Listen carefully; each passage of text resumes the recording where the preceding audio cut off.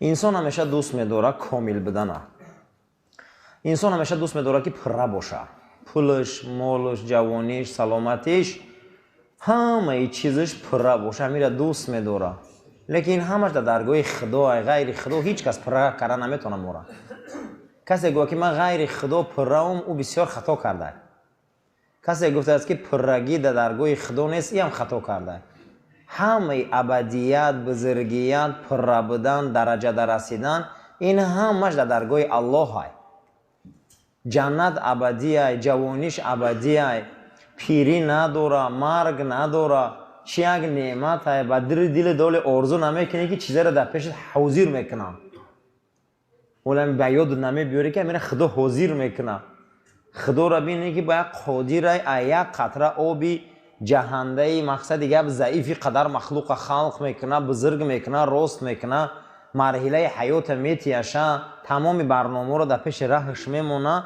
الا من تولا، خودش که پسی پا میزنه میگه و کفر، خودش کافر میشه. میگه خودش کمبوتی میبیاره. نباشه تمام نیکی ها رو الله در پیش رای ما مونده.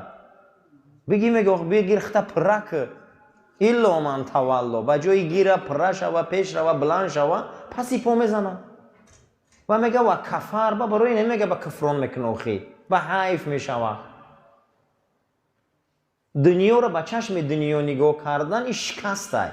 کسی گوه که من دنیا رو با چشم دنیا نگاه میکنم پیش میرم، این دنیا آباد نمیشوه. دنیا رو با چشم آخرت نگاه کنی آباد میشوه. خشو به حال انسانی که دنیا رو با چشم آخرت نگاه میکنه. من امروز دنیا رو با چشم آخرت نگاه کردم، جمعه خانه اومدیم، خنک هم بود، چیزی هم بود، گذشت نبود، اومدیم نماز عصر مون خوندیم، شام مون خوندیم، خفتن مون میخونیم. این دنیا رو دنیای آباد میگم. اگر دنیا رو با چشم آخرت ما نگاه نکنیم، هیچ دنیایی نیست. دنیا در همین دنیا دست برداره یک از گوه که من دنیا رو با چشم دنیا نگاه کردم و برد کردم، هیچ که برد کردگی نیست. فرعون برای همین فرعون شد، قارون برای همین قارون شد. لیکن رسول الله صلی الله علیه و سلم دنیا رو با چشم آخرت دیدن، چه آبرو پیدا کردن.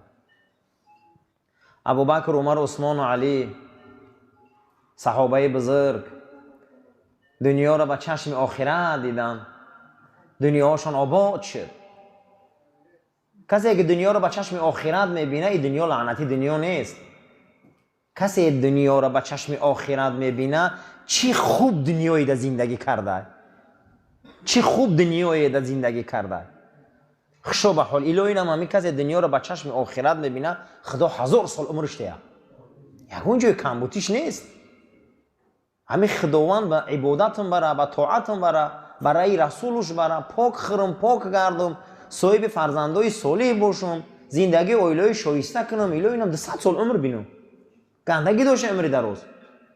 اینم دنیا رو با چشم آخرت که نمیبینیم، در 50 ساله عمرمون همین عمرمون بیزوری میکنیم.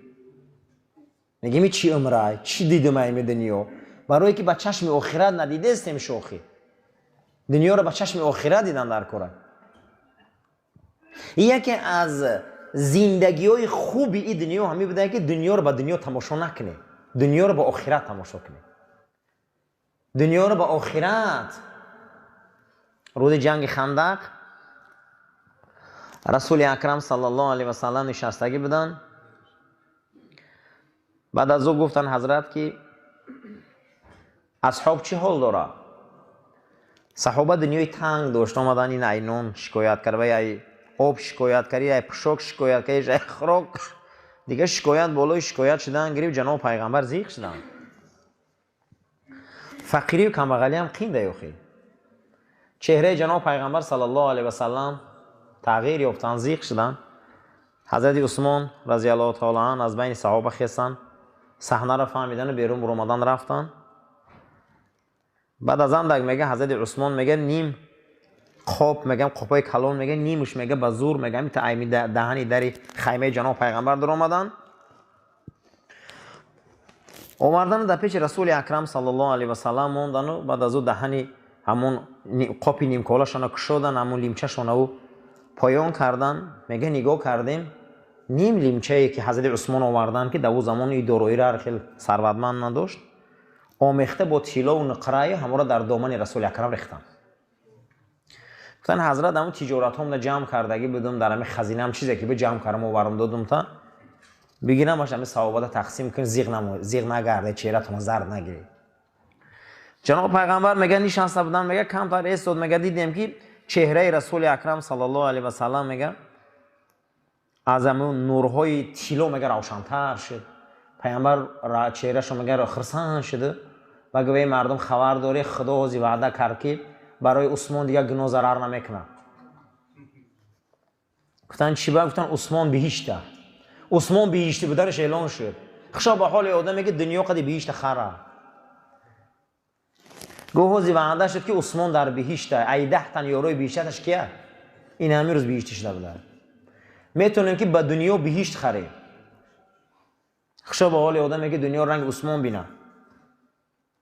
خشا به حال انسانی که رنگ عثمان پول جمع کنه. خشا به حال انسانی که رنگ عثمان تیه. خشا به حال انسانی که جناب پیغمبر گفت ما لا یضر علی عثمان ذنبا. امروز برای عثمان دیگر گناه ضرر نداره. گوی جانب خدا امر شد. عثمان بهشتیه.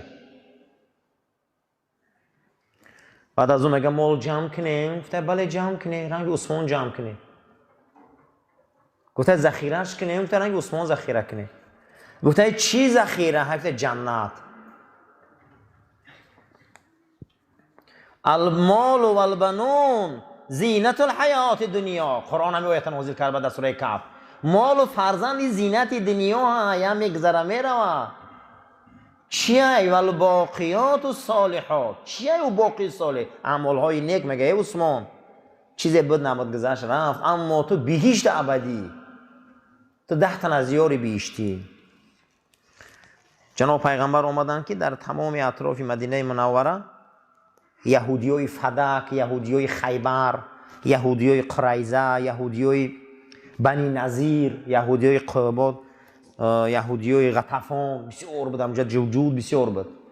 همین خیلی کردگی بودن که اوضاع مدینه را بد کردگی بودن. همه تجارت و زراعت و همه کسب و کار دست همیو بود. پیغمبر خدا صلی الله علیه و سلم اومد خاطر همه یهودی‌ها شرطنامه بست.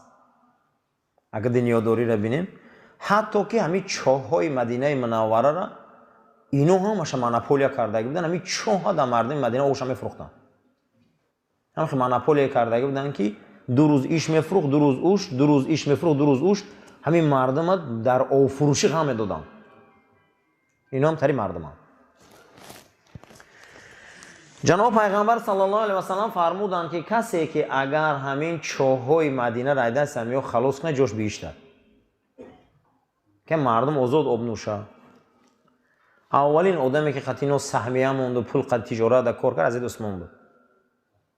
حضرت عثمان در تجارتاشون مبلغ گذاری که خطشان کار از سر کرد. بیچاره تجارت‌ها کلان شدن.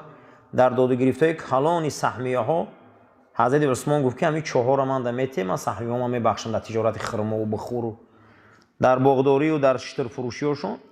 بعد در یک هفته 2 روز آب در عثمان دادن. گفتن خیلی سهمیه‌های مربی گفتن ای بر مدخای تجارت ها منوسه که من اما 4 دات میتیم 2 روز ایتی 4. این در 2 روز مردم هم که تامین او میکرد که مردم یک هفته او عذاب نمیکشید. یک هفته 2 هفته دیگه تجارت یهود در بازی در اومدن دیگه او فروختن نتونستن. اومدن گفتن 400,000 تنگای عثمان مجموعه سهمیه ما بتی همین 4 خدد. همش از 400,000 تنگا را داد و 4 را گرفت. اومد پی جناب پیغمبر گفت که من 4 را جوتا گرفت همش آزاد کردم در الله. برای مردم به پول گیرم. جناب پیغمبر گفت که کسی که همین چاه روما همین 4 را همش توزن کرد اطراف مدینه منوره ولی گوی جای او بیشتر. گوی میشوه که انسان با چشم آخرت میبینه این دنیا رو آباد میکنه. در روز جنگ خندق حضرت عثمان 1000 اسب دادگی بده. کمیتی 1000 اسب 1000 اسب دادگی بده. 1000 اسب 1000 کمان 1000 نیزش خطی. جناب پیغمبر فرمودن کسی که لشکری خندق مجهز میکنه خدا جنت وعدهش داده. زوری هیچ کس نرسید میگه زوری عثمان رسید. برای همین عزیزا این دنیا دا خوشا به حال انسانی که دنیا رو با چشم آخرت بینه عثمان باری باشه. اینو مردای زمین بدن. اینو دنیا دا خدمت کردن. نباشه اینو یگون چی دنیا تنقصی نداشتن. کمبودی نداشتن. خشا به حال انسانایی که دنیا را خیلی میبینن، لیکن هیچ نموند از عثمان نامینه که من در قبرستان بخی خوابه، نه همین تجارتش یکون چی موندگان از زیرانتش، لیکن چیزی که داد همون موند. دنیا را کسی به چشم آخرت بینه و دنیا آباده. دنیا را کسی به چشم دنیا بینه هیچ چیز نیست. تا حاضیره قارون لعنتی میگن. کی قارون تعریف میکنه؟ هیچ کس قارون تعریف نمیکنه. هیچ کس فرعون تعریف نمیکنه. هیچ کس. نه که این دنیا را بینین که از نیکا هم تعریف میکنه این دنیا را. در این دنیا که چه خیلی زندگی کنیم که دنیا خوب باشه. در این دنیا رنگ عثمان زندگی کنیم. در این دنیا رنگ حضرت ابوبکر زندگی کنیم. در این دنیا رنگ حضرت عمر زندگی کنیم. در این دنیا رنگ بزرگان زندگی کنیم. مثل همه آدمایی که از این دنیا را به چشم آخرت دیدن. این دنیا را به چشم چه دیدن عزیزا؟ آخرت دیدن. این دنیا را کسی به چشم آخرت میبینه هیچ محل حرام نیست. هیچ محل حرام نیست. دنیا را به چشم دنیا میبینی به حرام میشود. کسی دنیا را به چشم آخرت که دید او را هیچ کس موعظه زکات نمیکنه. کسی دنیا را به چشم آخرت دید هیچ کس وی موعظه صدقه و احسان نمیکنه. وی خودش خدا داده یک با چشم آخرت دیدن میگیره.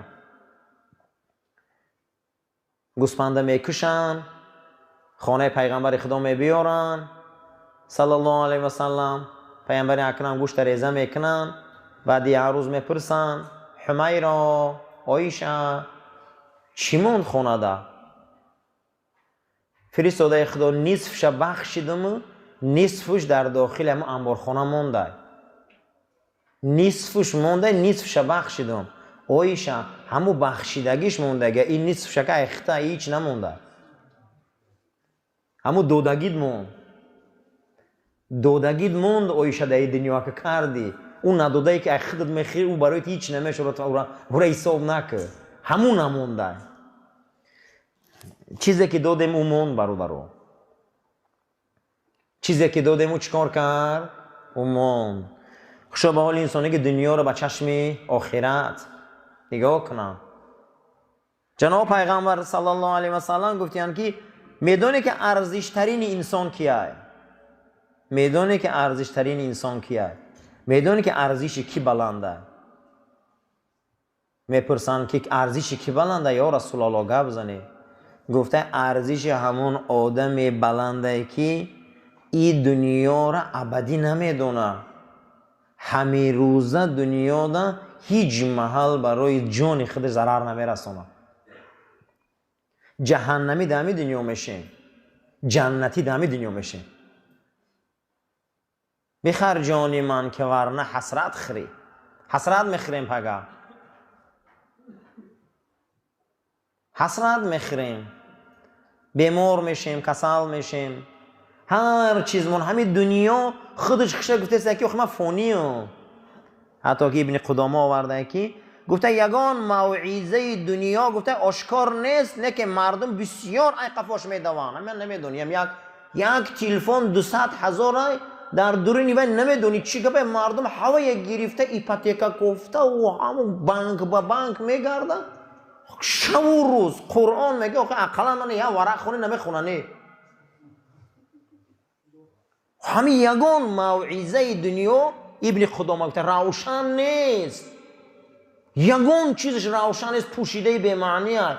یک تلفن میروان ایپاتیکا و راسروچکا و کیم چی کوفته آدم کوفته یا خیرش خوب نمیکنه می شبه میره میگیره. لیکن میگه شو قرآن کلام تا آشکار گفته است یا خیلی کلام تو نمی کتاب تو نم یک ورقش نمیخونم خوب میروه. یک ورقش نمیخونم. 10 میلیون دا برای خودش ایپاتیکا میکنه عاقبتش لحده. یا بار فکر نمیکنه که لحده چی در کوره. همین قدر همین دنیا معویزهای پوشیدن دارن. ای قفوش هی عاشقنده. یگون معویزش روشن نیست.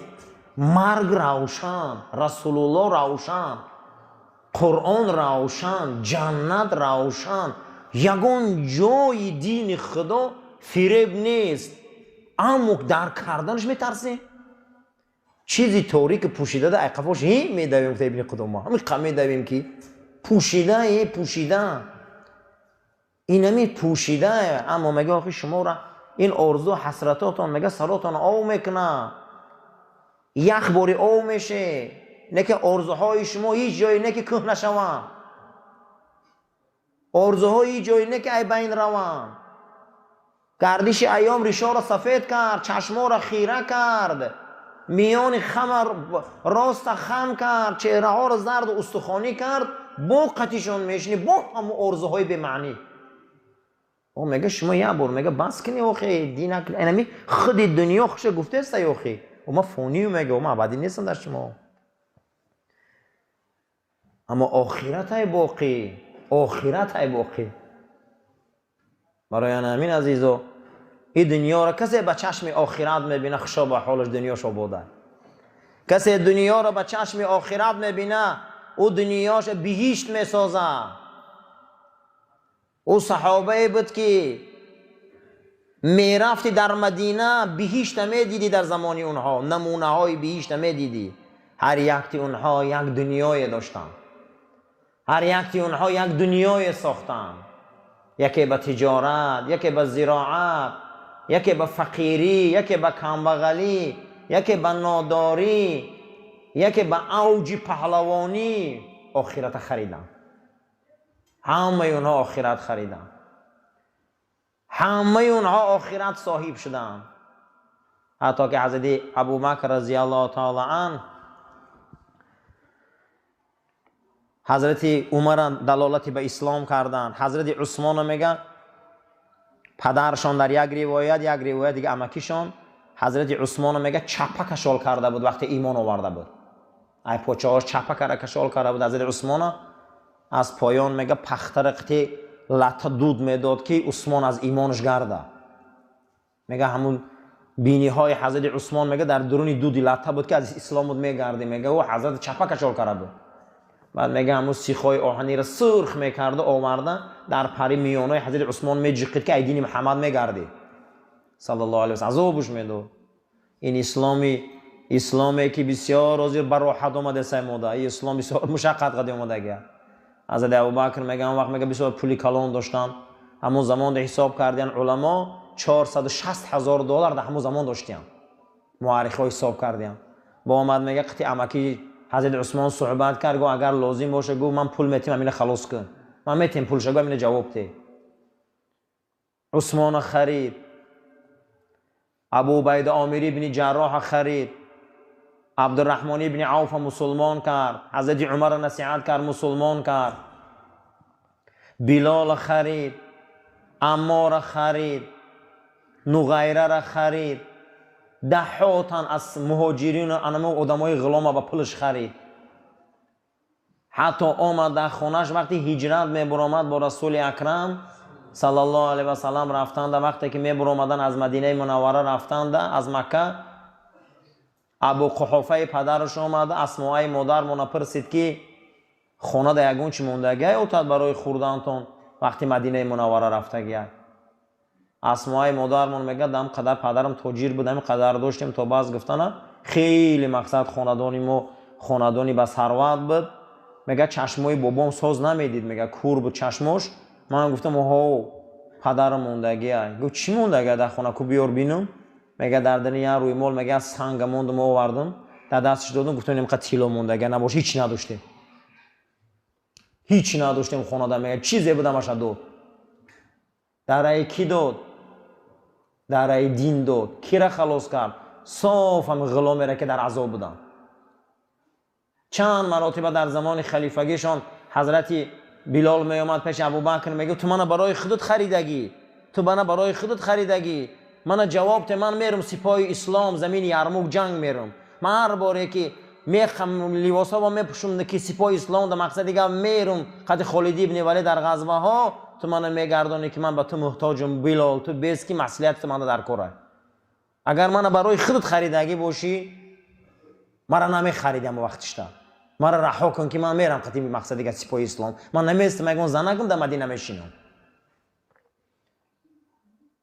انا این خیلی دنیا رو حضرت ها دیدم. بعد از او جناب پیغمبر صلی الله علیه و سلم تن این پیغمبر تن ایمی دنیا ما فایده طلب نکردم، همین دنیا فایده ندیدم گفت رسول الله، مگر فقط از مال ابوبکر دیدم. همین مال ابوبکر گفت دیدم خدمت کرده رای اسلام گفتای، خدمت کرده رای شرع، خدمت های شایسته و ارزنده کردن تا اینکه دین رواج یافت، غلاما آزاد شدن. برای همین عزیزا خشا به حال آدمی که دنیا را برای خودش یک جای امید بخش کنه، با آن شرطی که با چشم آخرت بینه. آخرت در همین دنیا میگیریم، آخرت در همین دنیا صاحب میشیم. هیچ کس نگوه که من در اینجا 50 60 سال 70 80 سال میستم پگه با آخرت طلب میکنیم. این نمیشه این کار. دنیا را در همین جای دنیا وسیله های. دنیا را با چشم دنیا نبینیم که بای میتیم، دنیا را با چشم آخرت بینیم. به همه این خلاهای بلند میرسیم. انا خیلی بد صحابه، انا خیلی بزرگی صحابه. رسول اکرم صلی الله علیه و سلم پرسیدن که یک انسان دنیا داره و یک انسان دنیا نداره، کدام این نزد خدا ده بلند؟ گو یک انسان دنیا داره با چشم آخرت دنیاشو آباد کرده، یا آدم هیچی نداره این در نزد خدا گو 70 درجه بلنده. یا آدم دنیا داره همه چی داره، نه که با چشم آخرت زکات داده است، صدقه داده است، صدقه آدم نان داده است، حج کرده است، کمک کرده است، و ای آدم نادار 70 درجه نزد الله بلند بوده. اما گو یا آدم دیگه دنیا داره، یا آدم دیگه گو دنیا نداره، کدامش نزد خدا بلنده؟ گو کسی دنیا نداره گو نزد خدا اجرش بلنده. گو چی بگو حضرت؟ این تا گفته گو این انسان اگر آخرت نداشته باشه در دنیا گو صبری اما فقیر خوبه که فردا به هیچی گو بیش نروه. اما گو این که وقتی آخرت نداره گو وای به این دنیا دوریش که پگه میپرسنشه، وای به این دنیا دوریش که پگه را چیکار میکنن؟ میپرسنشه. گو بیا دنیا منو نپرسن، با چشم آخرت بینیم دنیا را، با چشم آخرت نگاه کنیم. چشم آخرتش بنیاد مسجده، چشم آخرتش 5 وقت نمازه، چشم آخرتش یتیم خانه، چشم آخرتش دست به جمعیت دراز کردن، چشم آخرت قد دیدن در کره دنیا را، تا اینکه همین دنیا برای ما بهشت شود. هیچ کس دنیا را خورد نکنه. نام خدا یکتاش دنیا است. کدام دنیا؟ دنیایی که با چشم آخرت بینیم شه. این همین حوزه همجا شیشتنی ما همش با چشم آخرت شدیم ما همجا که آخرت ما نابود شود. کجا دیم همین دنیا دا. لیکن رسول اکرم صلی الله علیه و سلم گفتیان که الفقر فخری، فقر فخری منه. و حیران میشن که چی خیل بود این بر میگن که فقیر نباش، کمبغل نباش، این خیلی کن این خیلی کن، صاحب زکات و صدقه شو. و میگه پیغمبر میگه فقر فخری منه. پیغمبر صلی الله علیه و سلم گفتن که فقر این لباس دریدگی نه، فقر بخونگی و بیدری و پوچیگری نه، فقر این کیسه پوچ نه. معنی فقر همینه گفته که هر یک امتی من دانه که همین دنیا ابدی نیست. همینه فقر گفته. ماشین داری، خانه داری، در داری، تلفن داری، جوره داری، ای قفاش انمی خیلی ایمان داشته باش که ابدی نیست. انمی میده فقیر. این ابدی نیست برای ما. این یه روز میره دستی ما. کسی انمی خیلی عقیده داشتگی باشه عقیده رسول الله را داشته. همه چین ابدی نیست از حضرت برادران. این همش اثری اما میمونه میره اینجا. این دنیاش همه این میمونه اثری اما. کسی که تمامی داراییش ابدی نمیدونیسته و نزد الله نمی فقیر بوده است. معنی فقر نمی بوده است که یگان چیز برای ما ابدی نیست. وقت و ساعتش خیلی رنگ و برنگ میگذره میره. چیکار کنیم تا زندگیمون درست شود در دنیا؟ زندگی نه است کنیم دنیامون آباد شود. گفته است که با چشم آخرت دنیا را نگاه کنیم.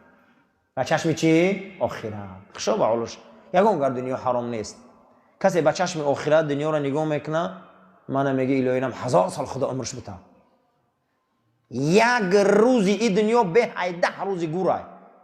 در گور نه استغفرالله، نه سبحان الله، نه الحمدلله، نه جمعه خونه، نه حج. این بچه دنیا نمش هسته. اون نخو که 1000 بار ای گور خوب ای دنیا را زندگیش. با اون شرطه که چشم آخرت قد بینیم. 1000 بار محتاج میشی به اونجا که یک از یک دو عمر رو کنه. دنیا رو آباد کردن در کار با آخرت. بخر جانی من که ورنه حسرت خری. پگه با در این لحظه میداریم گریم میکنیم دیر میشوم. اللهم ربنا آتنا في الدنيا حسنة وفي الآخرة حسنة وقنا عذاب النار وصلى الله تعالى خير خلق محمد وعلى أصحاب الأجمعين برحمتك يا أرحم الراحمين. يا صلوات رسول اللهم صل على محمد وعلى آل محمد كما صليت على إبراهيم وعلى آل إبراهيم إنك حمید مجید. پروردگار و برکت صلوات قلبای ما را از ایمان پر گردان، بدنهای ما را شفای کامل عاجل عطا فرما، از آفت بلا کلفت ما را نگهبان باش. خداوند ما را ای ظلم ظالما، ای حسد حاسدا، از آفت بلا کلفت، از تمام اعمال شیطانی نگهبان باش. اسلام در تمام دنیا ظفر ده. آمین یا رب العالمین. صفاتون راست گیره و تلفن رو خاموش کنید. خداوند ما و شما را از دسیسه های ابلیسی و شیطانی دور شدن، از تمام رفتارهای غیر انسانی مثل بد اخلاقی و مثل ناآدمی پروردگار برای ما و شما نصیب روزی گردونه.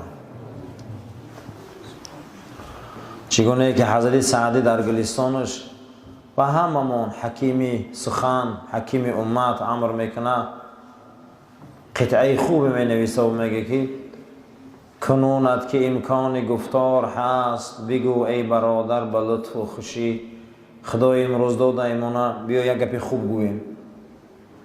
کنونت که امکان گفتار هست بگو ای برادر به لطف و خوشی. خدای امروز زبان گرم کرده است، بدن گرم کرده است، بدن خوب کرده است، چهره را نقص کرده است. بگو ای برادر به لطف و خوشی. درس گذشته و اخلاقیات آینده گذشته من درباره چی بود؟ درباره همین بود که میخواهی که این دنیا دنیای خوب باشه، همه چیز دنیا را موقتی دان. یعنی موقتش همینه که بگو ای برادر به لطف و خوشی. همین زبان هم موقتی هست. یه روز میشوه که همین زبان هم دیگه گپ زدن نمیتونه. یه روز میشوه که دست کار کردن نمیتونه. یه روز میشوه که جوانی هم دیگه در بدن نمیمونه، ثروت هم نمیمونه. یعنی موقتی بوده این دنیا که فردا چپایی که اجل در رسدت. من بینده این زندگی هم خودش موقتی بوده که یک اجل می آمده است که فردا چپایی که اجل در رسدت به حکم ضرورت زبان در کشید. همخیل ضرورت هایی که انسان هایی بود که در گپ زدن توتی باری گپ می زدن، همیخیل خوش گپ بودن، همیخیل خوش رفتار بودن، همیخیل پهلوان صفات عظیم جوسه بودن. سطحاش دیدیم وقتی که مرگ آمد من حبسیان همیخیل خوبه که جمیده نمیتونه. هممون همینیم عزیزو. به حکم ضرورت دیگه همخیل ضرورت هایی که زبان در کشی. گپی خوب هم گفتن نمیتونی، گپی نغز هم گفتن نمیتونی، زیرا اینکه همه چیزی این دنیا وقتینچه بوده. یعنی که وقتینچه میگفتن یعنی که موقتی بوده. هیچی. چگونه که حضرت سعدی ارواحش نبرم در دیگر جای بوستان و گلستانش میبیاره. کتاب گلستان و بوستان بسیار کتاب پداگوگیه، بسیار کتاب تربیویه. کسی که خواه که اگر پدر علم تربیه را در زمین شرق مسلمان ها شناسه این حضرت سعدیه. این تربیت های خوب میکنن. میگه روزی به سراغ دوست رفتم، روزی به سراغ دوست رفتم، همین قدر گشتم از قدم دوست معدوم، هیچی نیست نمیه اون دوست. به افق شرق غرب دویدم، دوست معدوم، همین قدر دوست گفتم دوست نمیابم. همه جا میگردم آدم زیاده دوست نمیابم. مانده شدم خود به خود شیشتم گفتم چی به این روز این خیلی که نه یک دوسته، نه یک حمدیله، نه یک همراز قطعی و صحبت کنیم و دوست گیریم. میگه نظر کردم در کتاب جاویدانه که کتاب خدا قرآن، پروردگار گفت است که نحن الیک اقرب من حبل الورید. من برای شما ایرگای دیلتونم نزدیکم. ای دوست ای دیلم نزدیک ده در پیش ما ایستاده ما دوست گفته گشتیم.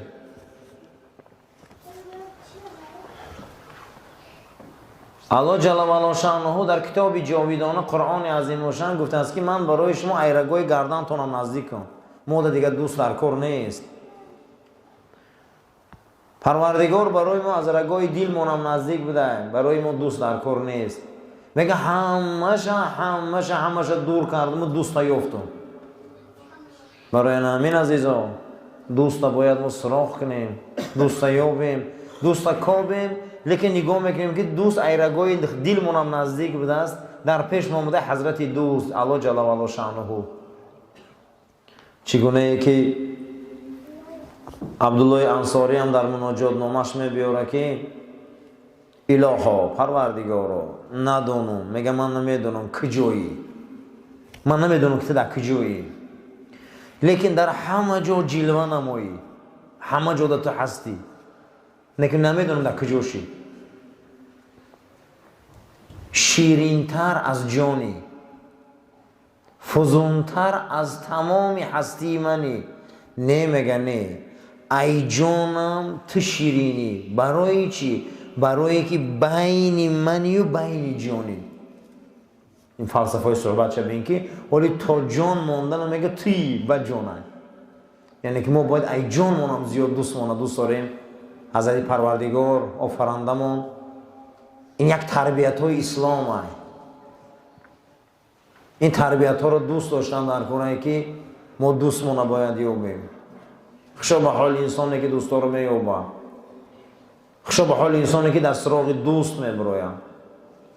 تمام پیغمبران آمدن یک درخت شیراندن، نام این درخت ماندن اخلاق رفتن. تمام پیغمبران برای همین اومدگیان. نام درختشان چی بوده؟ اخلاق. این اخلاق پس میشوه، این اخلاق بلند میشوه. چی با؟ برای اون که همه پیغمبران آمدن اخلاق آورده به دستیان. اینش که می اومده که اخلاق پس شدگی پیغمبر می اومده با اخلاق پرن میکرده میرفته است تا اینش آمدن با این اخلاق ضعیف میشوند. خیلی اخلاقای ما ضعیف شدگی، تربیت ها ضعیف شدگی. لیس للانسان الا ما سعی. قرآن حکایت میکند که انسان به یگان جا نمیرسه تا خودش کوشش نکنه. یگان جا ده یگان چی پخته گرمک نموندین عزیزا، حرکت میکنی. اخلاق دم حرکت میکنی، ریسک دم حرکت میکنی، جمعه ده حرکت میکنی. قرآن میگه لیس للانسان الا ما سعی. ما سعی میکنیم. انسان درجه های رتبه را با کوشش خودش مییابه. با سوی اخلاق سعی میکنیم، با سوی اخلاق سعی میکنی، حرکت میکنی که به او درجه رسی. آن سلطانی دولت و دین، آن جوشاننده علم یقین، آن شخصی که دنیا را پسی پا زد، کافر در صحبت او مسلمان شدی، شاه اقلیم، همه در پیش او حیران بودی. شیخ سلطان ابراهیم ادهم، همه در پیش حیران شده است. چه به ملک دنیا را پسی پا زده، 11 سال پیاده رسیده به حرم شریف. چند سال؟ این خیلی اولیه ها بود است. 11 سال پیاده رفته رسیده به حرم شریف. هر ملک و هر دهه و هر مکان و هر مقام زیارت کردی. 11 سال به حرم رسیدی. طواف کردی. وقتی طواف میکنه دور از طواف میسته و خانه را نگاه میکنه، میگه ای من از ملک بلخ خستم، 11 سال صحرا و بیابان قدی سعی کردم آمدم. میگفتن کجا میری؟ خانه خدا. من گمان کردم خدا همه جای، غیر خانه سیو چیزی نبود از کو. و من آمدم که خدا را در اینجا یابم. من آمدم چیزی نیفتم غیر خانه. من گمان کردم که خدا در خانه شد. بعد از اون میگه با گریس یک جوان زیبایی را دید که همین خیلی جوان زیبا های. پیش کعبه آمد، میگه جوان از هوش رفت. کسی او را میگه نه سراغ نمیکنه نمی برداره. میگه آمده از سرش بردار. جوان هوشیار کرد، گفت چو کردی؟ گفت هوشم رفت. گفت سبب؟ گفت من یهودیم. گفت این ملک حرم چی میکوبی؟ گفت تماشا آمدم. گفت چی گونه؟ گفت عبادت مسلمانا را. و گفت احرام در برداری. گفت نشناسم من نباشه ایمان ندارم. چی با از هوش رفتی؟ گفت وقتی به حرم نزدیک میشدم هاتف یک صدا در گوشم آمد که تو حیف بر اون مرد و حیف به او جوان، حیف نمیدونی تو در شرمه که اطراف کعبه بیایی و در این حج سلطان ابراهیم باشد تو به ایمان گردی. میگه این صدا زد که ابراهیم ای کجای اون هوشم رفت که در پیش تو غلطی در بودم. و میگه برداشته شد به دست سلطان ابراهیم ادهم مسلمان شد. برادر 11 سال میره زمین حج، با او درجه ها میرسن. 9 سال در دست بند داره، میگه برای حاجی ها هزون میبیاره، گرم میکنه، میره شربا میپزه و آبی طهارت میتیه. 40 شمشیر به دست پیشش میرفته، 40 گرز به دست از خفاش میرفته. اینا میگفتن سلطان ابراهیم ادهم مالک بلخ بوده. شب از شبها در رخت خوابش بوده است.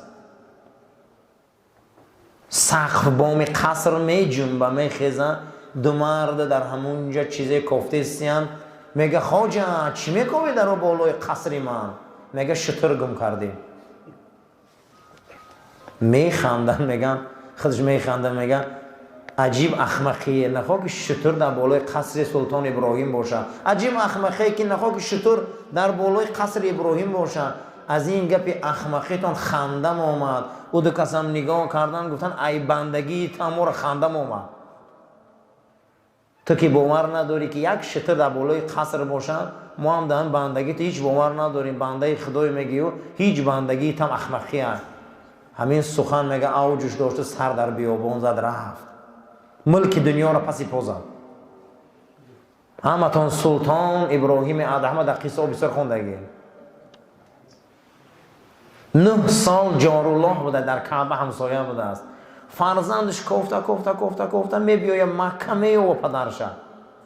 میگن هم خیلی انسان میگن از همین وادی میگه هزون میبیاره، در همین جمعی کارا را میکنه. نگاه میکنه از مقاومه بچهش دیدگی نبوده استش. در جاش سلطان شده که دست میدهک بوده است. بعد از اون میپرسه که اصل نسبش میومد دیگه، از همین سوزش جگر بچه را قچاق میکنه و بوسه میکنه و میگه فرزندم من تو را ندیده بودم، دل موندت شدم، این شدم. گریه میکنه که الهام الهی میبیا که سلطان ابراهیم ما گفتیم که دل جای آدم ایکو، دل جای چیه که اگه دو چیز اومد نه تو هم دروغ میگفتی در محبت. میگه بغلش بچهش میگه دست برداشت پروردگار رو، جایی که محبت تو باشه دیگه محبت حرامه، گذشت مای بحرش. فرزند میگه در قشاقش میگه درم پیشش میگه جان دو که تو گفتی که ما دنیا رو پسی پو زدیم، بو میگه که بچه‌مو این آن. عزیزو این عالمی اولیوگی همیه 11 سال حج میروه. لیس للانسان الا ما سعی. انسان به یگان درجه نمیرسه تا خودش کوشش نکنه. خوشا به حال انسانی که سرنگی سلطان ابراهیم دنیا رو چیکار کرده؟ پسی پا زده. حاکم عراق پیشنهاد میکنه که سلطان ابراهیم بیاری. اگر بیای یک روز نان مخره و شکنه سلطان، یک روز بوجه دولت فداش میکنم. خبرش میبیارم و میخنده. گفته ما دولت از آهی سحر یافتیم که ما هم دولت پسی پا زده بودیم، به این دولت رسیدیم، ما دیگه دولت در کار نیست. عزیزا حالی ما آهی سحر دولت چه ندیدیم. این گونه شخصیت ها بودن، این گونه بزرگا بودن، این گونه اولیای خدا بودن. برای همین لیس للانسان الا ما سعی. هیچ که به یگان درجه نمیرسه تا خودش کوشش نکنه. حرکت میکنی جمعه میبیایی به همین درجه میرسی. حرکت میکنی به سوی علم به همین درجه میرسی. به سوی اخلاق میبی به همین درجه میرسی. تربیه اسلام بسیار تربیه بزرگه. نشسته بود در یک روایت دیگر میگه نشسته بود در قصر در بالای همون مسند شاهیش نشسته بود. از چپ و راست تمامی وزرا وزیراش نشسته بودن. میگه در همین حال میگه همه در سکوت بودن که مرد میگه از داخل قصر شد کسی را نپرسید. حرکت کرده مرد به سلطان نزدیک شد در زمان شاهیش. از کسی چیزی نمیپرسه که بعد از او گفت کجا آمده ای مرد؟ گفت ویرانه. بخندید گفت قصر من و دولت من چخیل ویرانه. از که گرفتی؟ گفت این سلطنته. گفت از پدرم. گفت پدرت از که گرفته؟ گفت از پدرش. گفت پدرت ای که گرفته بود است؟ گفت از دیگر کس. او؟ گفت ای دیگر کس. گفت اوش؟ ای دیگر کس. کجا شدن؟ گفت همه به قبرستان رفتن. گفت قصر دولت هم کلیدخانه بوده. ای خود نبوده ای دست هم میگیرن ایدم. میگم که قصر ویران خانه با قدیم جنگ میکنی. همین هم ای خود نبوده است. ای دیگه آدم تو گرفتی با ای دست میگیرنشن. میگه این مرد برآمد رفت و 9 سال این مرد کاف که این کی باشه. 9 سال در عشق همین مرد بود که همین نیاوم. روز آمد در شهر نیشاپور 9 سال بعد این مرد باز دعا و گریه قد زیارت کرد خضر علیه السلام بود است. برای همین عزیزان این دنیا وقتی چه بوده؟ همشون از دنیا گذشتن رفتن ولی اوی خدا. عزیزای خدا اینا سپری بلا هم. عزیزان خدا چی بدستیان؟ سپری بلا. جناب پیغمبر واقعا سپری بلا بودن. صحابش سپری بلا بودن. عزیزای خدا سپری بلا هم. جهان جای گدازی دوستان است. این دنیا دا دوستای خدا در عذاب هم نکن. زیدونی ها به دشمن بوستان است. میگن دشمن ها را میبینیم میگه در راحت هم. ندید فرعونی کافر دردی سر را. فرعون از سرش در کرده نبوده دعوای خدایی کرده است. ندید شدادیان از چشمی تر را. شداد میگه بیهیش ساخت که من رنگ خدا خیلی جنت دارم گفته. یکون بار میگه چشمش اون نریخ میگه در حق خدا. این کارو شبین. و فرقی زکریایش اره تیز بیانی گردنی بیازی گردنی یحیاش خونریز. اما زکریا علیه السلام به اره دو بلند کردن. اما حضرت یحیی را سرش گیرد بریدن. پیامبران الهی را ببین جرجیس را چند بار کشتن. خلیل الله را در بین گلخن. عزیزای خدا همین تربیت. اما جرجیس هر روز میکشن هر روز زنده میشد. جرجیس پیامبری بود که همین کافرها بیزار شده بودن. این میزدن میکشتنش. حضرت جبرائیل با قناتش میمولید با پگه بیدار میشد میومد. همین خیال شده بودن که دیگه میترسن. این چندین 100 بار میکشتنش. در همین زندگیش با بیدار شدگی است. جرجیس پیامبر. خلیل الله را در بین گلخن. حضرت ابراهیم در علا پرتافتن. این دنیا همینه عزیزان. عزیزانش سپر تیری بلا را. این عزیزای خدا اولیای خدا اینا تیرای بلا هم. بلا را میگردانند. برای بلا اینا سپرند. عزیزانش سپر تیری بلا را. زهر بیدردی بخشندوارا. ای همه بیدردی بد دردی بد به هدایتی به توفیقی دوستای خدا میبینن قلبای ما رو معالجه میکنن. همه پیغمبرlar bu yerga keldilar. Bir kattakon shunaq daraxtni olib kelib shunaq bog' qildilar. Bu daraxtni oti nima? Axloq. Bu daraxtni oti nima? Axloq. Payg'ambarlar hammasi Odam alayhissalomning vaqtiga to Rasululloh sallallohu alayhi vasallam vaqtiga payg'ambarlar kelgan, bu yerga birta daraxt shinoq qo'ydilar, ketdilar. Bu daraxtning oti nima? Axloq. Laysa lil inson illa ma sa'a. Inson hech darajaga yetmaydi. O'zi talosh qiladi va yetadi. Talosh qilasan. Mana jumaga keldimga talosh qilasan. Allohning yo'liga ham talosh qilasan. Axloqga ham talosh qilasan. Ilmga ham talosh qilasan, harakat qilasan va darajaga asta-asta yetasan. To o'zing talosh qilmagan vaqtiga biron narsa yo'q. Laysa lil inson illa ma sa'a. Bizlarni qonimizga axloq bor. Rost aytishga hamma xursand bo'ladi. Yolg'onda hamma yomon ko'radi. Zulmda hamma yomon ko'radi. Adilda hamma yaxshi ko'radi. Nimachi? Buni Alloh bizlarni qoniga qo'ygan. Payg'ambar keladi, buni tarbiyat qiladi. Payg'ambar sallallohu alayhi vasallam, hamma payg'ambarlar keladilar. Buni nima qiladilar? Buni tarbiyat qiladilar. Va axloq katta bo'ladi. Adil katta bo'ladi. Rost aytish katta bo'ladi. Yolg'on ketadi. Ammo payg'ambar bo'lmagan vaqtiga bular hammasi nima bo'ladilar? Boz zaif bo'ladilar. Bu minbar, bu masjid, bu tarbiyat bizlarga kerak.